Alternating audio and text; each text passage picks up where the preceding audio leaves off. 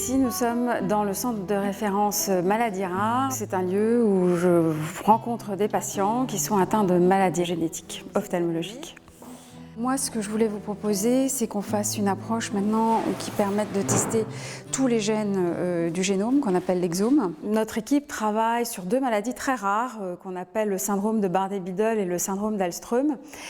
Et là, je dois dire que ma motivation est partie vraiment du fond d'un box de consultation où j'ai rencontré quasiment à un jour d'intervalle deux familles avec leurs enfants qui étaient en train de devenir aveugles. Coucou, salut, ouvre tout grand, tout grand. Et ces deux mamans étaient vraiment désespérées. Elles ont dit, on fait rien pour nous, on est trop rares, on ne pourra jamais nous aider.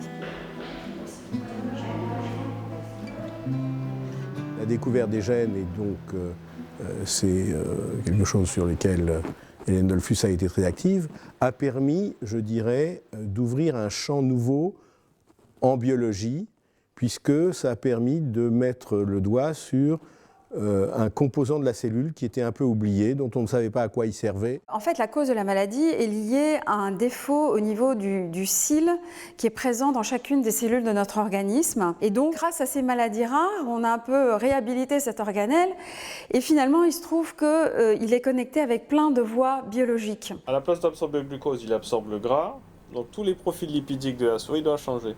Tous mes collaborateurs et moi-même, on est vraiment dans ce leitmotiv, c'est-à-dire de combiner à la fois l'approche clinique, la prise en charge des patients, parce que c'est vraiment ce qui reste le plus important pour nous, et ensuite d'essayer de comprendre les mécanismes des maladies en identifiant les gènes, en développant des modèles animaux, des modèles cellulaires.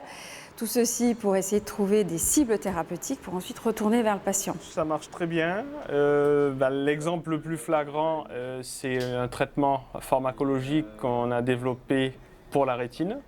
Donc on est capable, en utilisant les données à la fois cliniques et nos données sur nos modèles de souris, on a été capable de générer un traitement qui a été breveté et qui maintenant a été transmis à une compagnie pharmaceutique.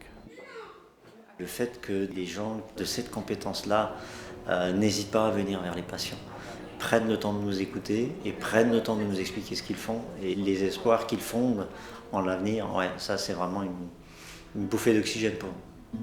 Sans cette interface avec mes collaborateurs et avec les patients, mon travail n'aurait pas de sens. Si je devais choisir une de mes casquettes, je pense que c'est quand même le médecin qui va rester ancré au fond de moi.